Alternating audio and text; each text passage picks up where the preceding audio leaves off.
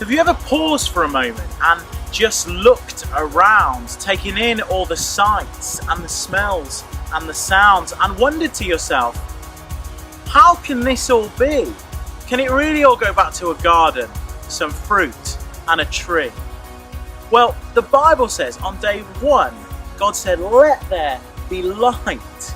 He saw it was good. He split day and night. On day two, he said, let there be a vault between water and sky. Did you notice it was his word he created by rainbows and sunsets, waterfalls and fountains, beaches, islands, continents, natural water fountains? These things didn't just one day appear and start to exist. No, all of this beauty, flowers, valleys, even the morning mist, was dreamed up by God long in advance, pieced together by God. None of this by chance. He imagined the planets, the stars, the moon and sun, and as he moulded the coastlines, he'd barely begun. But before we start day three, let's just for a moment rewind. God wasn't lonely, somehow hoping to find validation and friendship in a world he could rule. He didn't need people, so he could be cruel. No, that's not right. Let me clarify. God is not just some bearded old guy.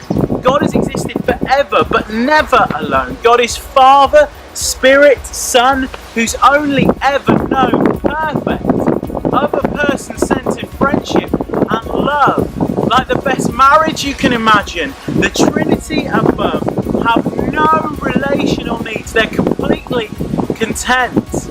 God created from overflowing love, not discontent.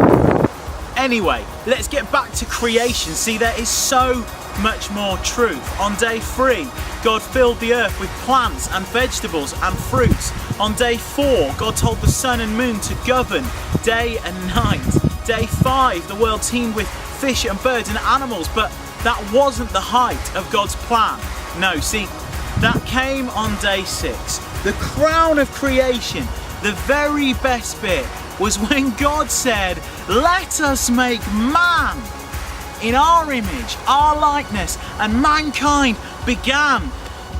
See, when you look around, don't just worship what you see. Give God the glory. He designed all of it, even you and me. Since the creation of the world, God's invisible qualities, his divine nature and his power have been there to see.